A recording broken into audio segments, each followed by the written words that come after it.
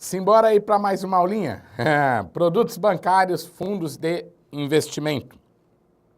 Na aula anterior falamos o que é o fundo de investimento, uma reunião de cotistas, né, que se juntam para ter um volume substancial para conseguir fazer suas aplicações no mercado financeiro com um poder de barganha maior, para poder negociar melhor, tudo bem? O fundo tem a ideia de condomínio, ou seja, todos se unem para aplicar o seu recurso em conjunto e o lucro, o rendimento que obtém é distribuído entre o próprio condomínio. Claro, cada um na sua proporcionalidade, ok? Quem compra uma cota de um fundo compra, quem compra partes de um fundo está comprando cotas de um fundo. E as cotas, na verdade, são modificadas diariamente. Por quê? Para eu saber o valor de uma cota, eu tenho que pegar o patrimônio líquido do fundo e dividir pela quantidade de cotas. Aí eu vou descobrir o valor de uma cota. E esse patrimônio líquido do fundo, imagina que constantemente está mudando, correto? Porque tem momento que entra dinheiro, aplicadores, novos investidores, e tem momento que sai dinheiro, né? Os clientes resgatando seus valores. Então, é constante, diariamente, essa cota é recalculada, tudo bem? O fundo também, como ele busca o recurso dos investidores, nós, eu, você, né, mais outros alunos que estão aí, nossos parentes, todo mundo que está dentro desse fundo de investimento, coloca o nosso dinheiro ou disponibiliza o nosso dinheiro para alguém. Alguém vai cuidar do nosso recurso, né? Que para nós é o fundo de investimento. Mas esse fundo de investimento é formado por quem? É composto por quem? Então, olha só, as pessoas internas que cuidam do fundo de investimento começa pelo gestor do fundo. Quem é o gestor do fundo? O gestor são especialistas treinados para escolher aplicações e monitorar o mercado diariamente, avaliando quais as melhores opções de investimento. Então, os especialistas, na verdade, são quem? Os economistas.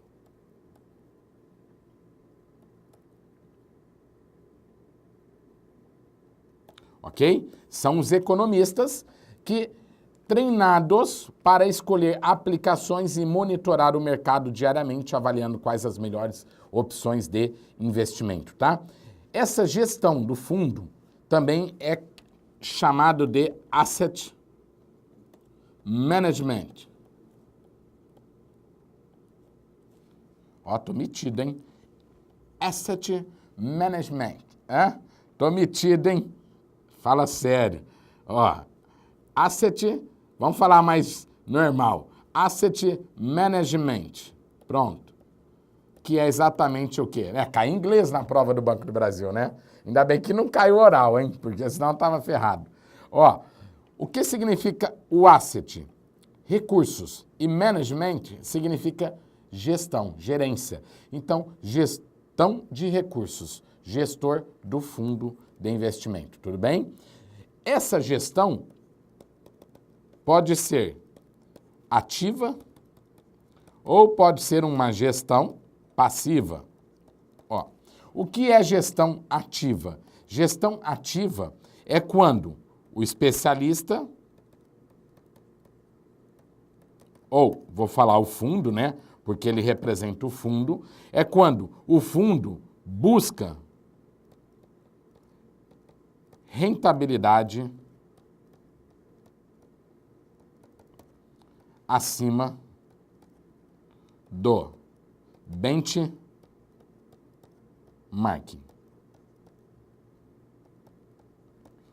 Professor, agora ferrou, hein?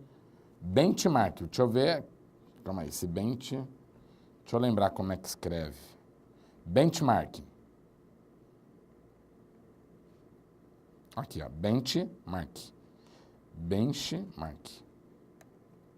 Benchmark. Ó. Aqui, na verdade, é o H. Só isso que errei.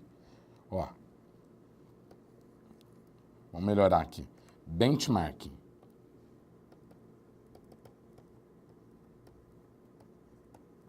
Aê, garoto.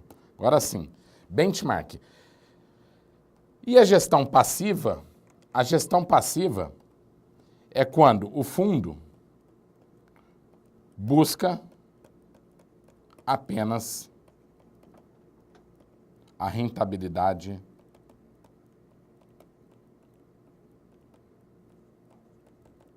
do benchmark.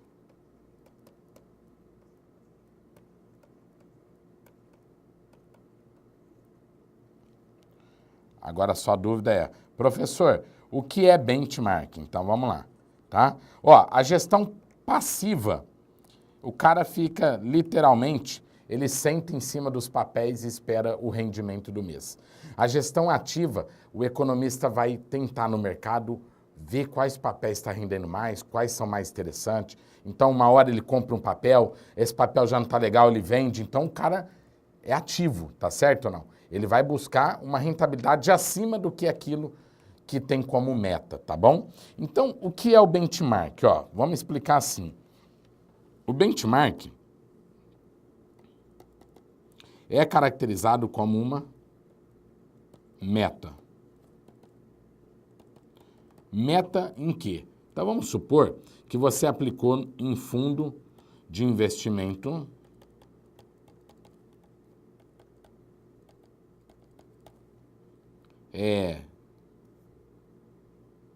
de curto prazo. DI. Esse fundo tem na sua composição a composição da carteira do fundo é formada por 80% de títulos públicos federais. Ok? Então pronto. Aí eu te pergunto, qual é o benchmark então desse fundo? Meu, se eu tenho 80% de títulos públicos federais, não tem muito o que o gestor fazer nessa situação. Por quê? Esses 20% que sobra, ele não pode aplicar em ações. É complicado, porque o fundo já é um fundo conservador. Se 80% da carteira do fundo, né? Vamos pegar aqui, ó, para a gente desenhar. 80%, ó, da carteira do fundo está em títulos públicos,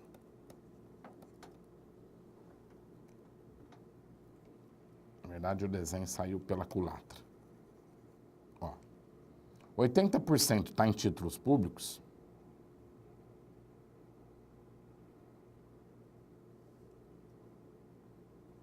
isto, aqui, 80% em títulos públicos, então na verdade sobrou quanto? 20% para títulos privados. Quer dizer, o que o cara vai fazer aqui, o gestor? Comprar um CDB, né? De um banco, um RDB.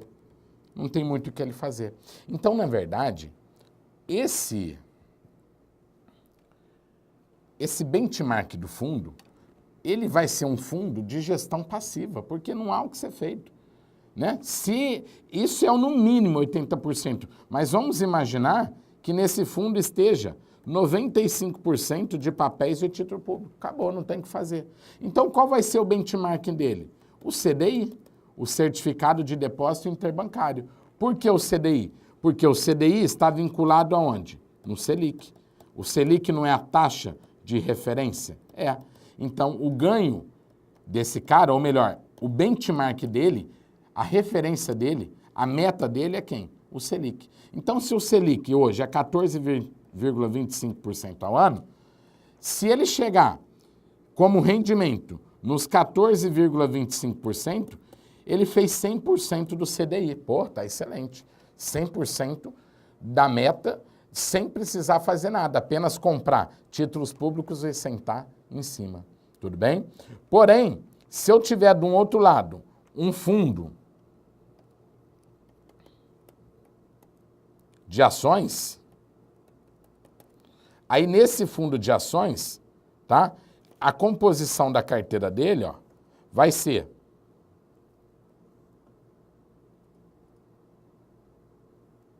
no mínimo 67% em ações. Então nós temos ainda 33% que pode ser jogado em outros papéis. Agora eu te pergunto, dá para o cara comprar, mesmo que seja só esses 67% de ações, dá para ele comprar ação e sentar em cima e esperar o rendimento? Não, porque esse fundo necessita de uma gestão ativa. Por quê? Eu não sei que ação tem aqui. E se for ações do Ike Batista? Não adianta, está despencando, está perdendo valor, caindo o preço, eu vou ficar sentado em cima? Não, eu tenho que vender e comprar outras ações no mercado. Eu tenho que fazer uma gestão ativa. Então, olha só, esse fundo, por natureza, já é uma gestão ativa, enquanto o anterior, uma gestão passiva. Qual vai ser o benchmark num fundo de ações? Ora, num fundo de ações, o benchmark vai ser o índice da Bovespa. Se é ação, o Ibovespa. Então, se o índice médio no mês, na Bolsa, a média de fechamento ficou em alta 2,25% naquele mês, então, por exemplo, a meta é o benchmark é o Ibovespa. Só que como é um fundo de gestão ativa, então ele vai buscar superar o quê? A meta. Né, superar a meta. Porque quando eu falo que a Bolsa, o índice, fechou no mês numa média de 2,25, não significa que todos os papéis renderam 2,25.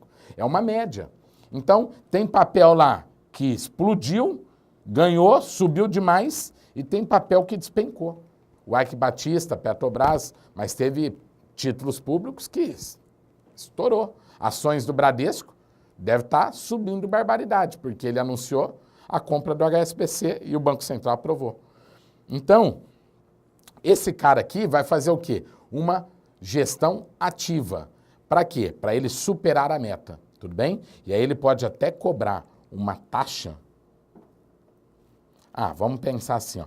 Na gestão passiva, esse fundo, o gestor, cobra o quê? Uma taxa de administração, para poder administrar o fundo. Aqui também, no fundo de ações, uma taxa de administração que varia de fundo para fundo, valor de aplicação para valor de aplicação. Mas nesse fundo de gestão ativa, ele ainda pode cobrar uma outra taxa, conhecida como taxa de performance. Por quê? Ele performou muito bem, ele superou a meta. Então, ele ainda pode cobrar uma taxa de performance em cima do que ele ultrapassou da meta. Percebe?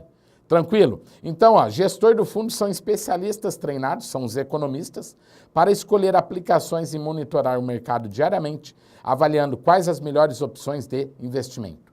Quando o gestor busca o benchmark, ele está fazendo uma gestão passiva. Tudo bem? Quando ele busca superar, ele vai ter que fazer uma gestão ativa. Nós também temos o administrador do fundo. Quem é o administrador do fundo? É o responsável pelo fundo e pelas informações perante os cotistas e a CVM, devendo estar identificado no regulamento. É ele quem constitui o fundo e, no mesmo ato, aprova o seu regulamento. Compete também a ele a realização de uma série de atividades gerenciais e operacionais relacionadas com os cotistas e seus investimentos. Então, olha só, nós temos um gestor, quem vai fazer a gestão, gerir o fundo, mas do outro lado, eu tenho o quê? O administrador. O administrador, vamos pensar assim, o gestor cuida da parte operacional, o administrador vai cuidar da parte administrativa. É ele que vai entrar em contato com o CVM para registrar o fundo, é ele que vai informar o cotista se o fundo rendeu ou se teve perda de rendimento, extrato, etc, e etc. Tudo bem? É ele que faz o prospecto, informando qual o objetivo do fundo, qual a composição da carteira. Quem escolhe a composição é o gestor, mas quem informa a composição da carteira do fundo é o administrador. Qual é o risco do fundo? Se é um fundo de risco médio, alto ou baixo, beleza? Olha lá, atividades gerenciais, ó. E esse operacional, na verdade, é o mesmo que administrativo. E nós temos uma terceira figura que é quem? o responsável pela guarda dos ativos do fundo. É quem guarda os papéis. O custodiante é quem faz a guarda. Custodiar é o mesmo que guardar os papéis. O custodiante, é o responsável pela guarda dos ativos do fundo. Responde pelos dados e envio de informações dos fundos para os gestores e administradores. Além do custodiante, nós também temos quem? O distribuidor, que é o responsável pela venda das cotas do fundo. Pode ser o próprio administrador ou terceiros contratados por ele.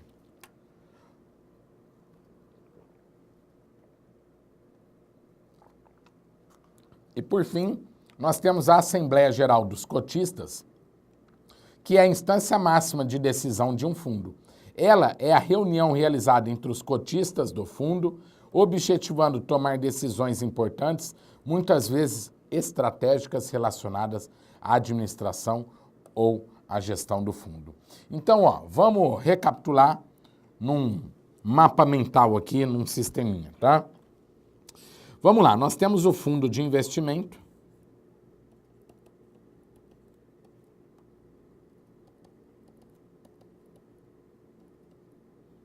conhecido como EVP, tudo bem? Quem que cuida desse fundo aí? Ou melhor, quem é o administrador do fundo? O administrador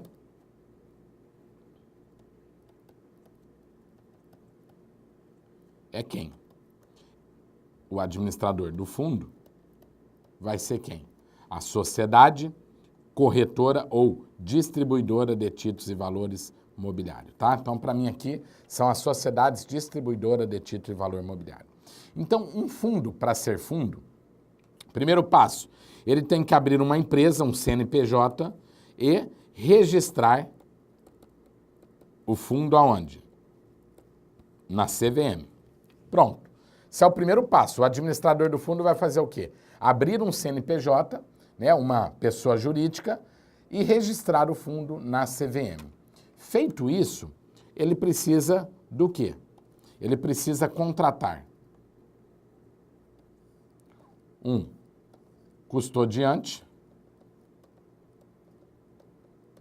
ele precisa contratar um gestor do fundo, tudo bem? E ele precisa, principalmente, ter o quê? Recursos. E esses recursos vêm da onde? Os recursos vêm dos investidores. Pessoas físicas ou pessoas jurídicas, conhecidos como cotistas. Maravilha? Então, o que o fundo faz? Vamos lá.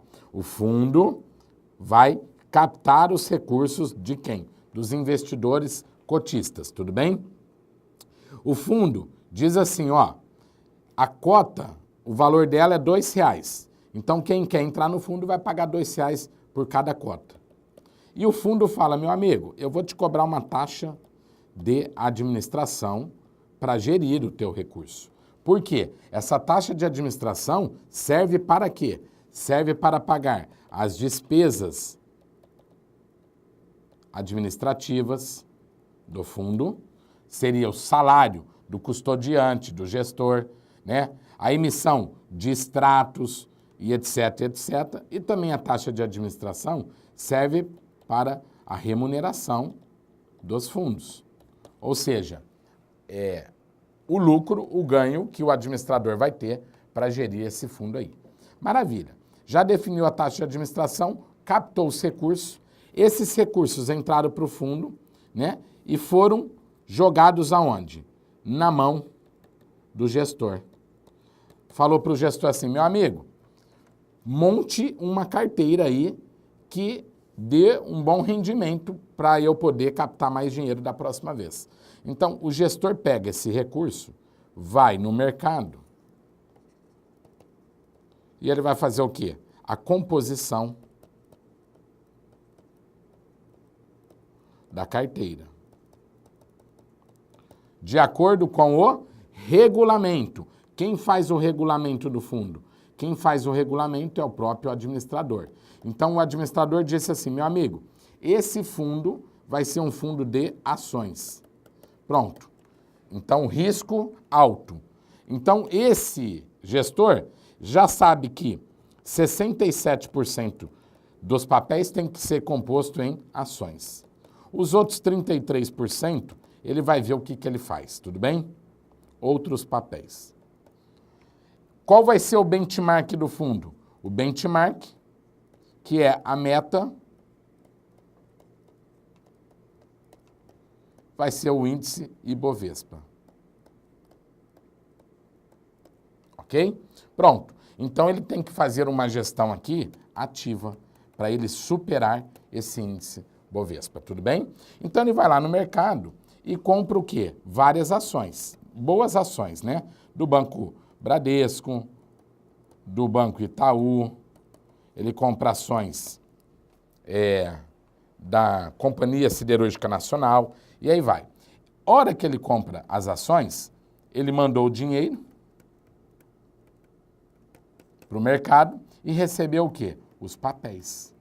Tudo eletrônico, né? Papéis eletrônicos. Então, ele recebeu lá os lotes eletrônicos de ações do Bradesco e etc. Aí, o que ele faz? Ele joga na mão de quem? Do custodiante para fazer a guarda dos papéis. Maravilha? Então, olha só. Deixa eu ver se eu não estou esquecendo nada. Tem o administrador, captou, ele mesmo vai distribuir o fundo, o administrador pode ser o distribuidor. Pronto, está aqui. Né? Ele buscou lá os recursos dos investidores, pagou uma taxa de administração e aí jogou na mão do gestor para que o gestor faça a gestão ativa, escolha a composição da carteira, os papéis e passa na mão do custodiante, tudo bem? Agora, olha que interessante. A Assembleia Geral dos Cotistas é a instância máxima de decisão de um fundo. Ela é a reunião realizada entre os cotistas do fundo, objetivando tomar decisões importantes, muitas vezes estratégicas relacionadas à administração ou gestão. Ou seja, esse administrador vai ter momento que ele vai se reunir com o investidor numa Assembleia Geral, tá? Para definir o quê? Estratégias do fundo, tá? Chama o administrador mais os cotistas e aí eles vão definir a estratégia do fundo. Ok? Show de bola, né? Então, eu acho que com isso a gente já conseguiu dar um bom entendimento aí para vocês, tá? Quais os fundos que nós temos? Nós temos a classificação dos fundos de vários tipos. Nós temos a classificação por uma instrução normativa da CVM, número 403. Nós temos a classificação pela Ambima. Então, as mais comuns que eu trouxe são os fundos abertos, fechados e exclusivos. Fundos abertos são fundos com prazo de vencimento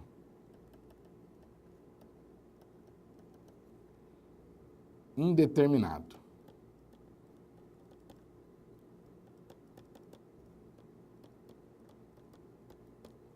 E nesses fundos, qualquer investidor, o investidor pode aplicar,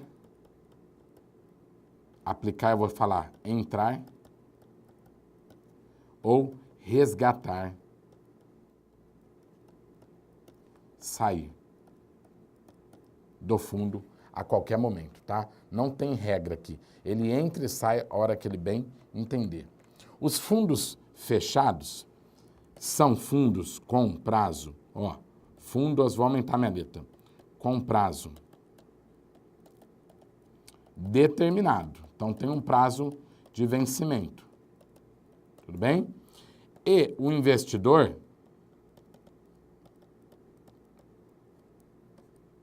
para sair necessita esperar o vencimento.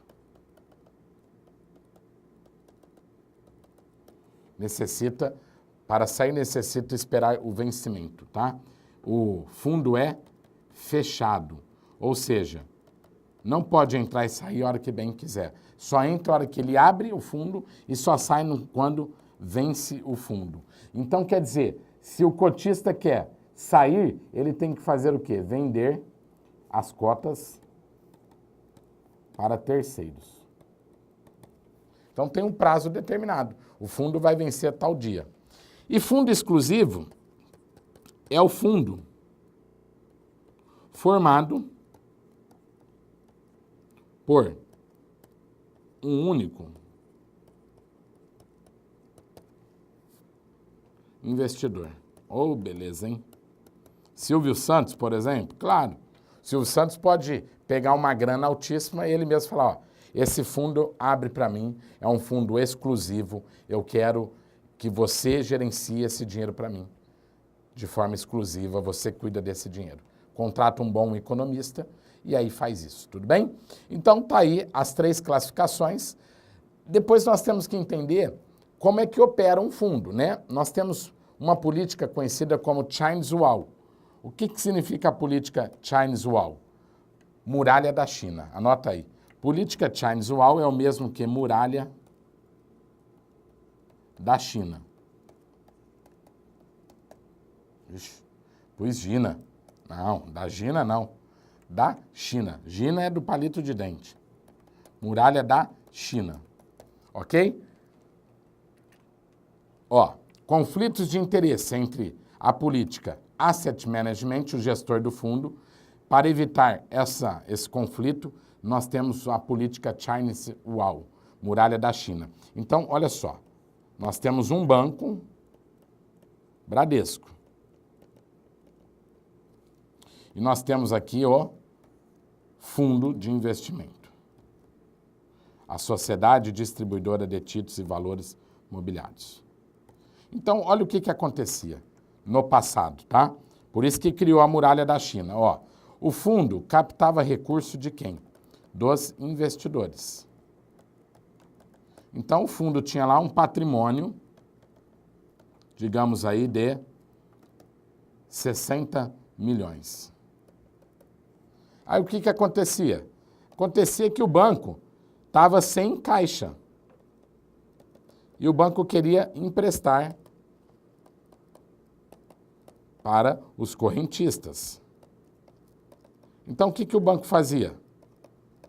O banco ia lá e falava assim, o fundo, por quê? Ó, Banco Bradesco, quem é essa distribuidora? Sociedade Distribuidora de Títulos e Valores Mobiliários do Bradesco, S.A.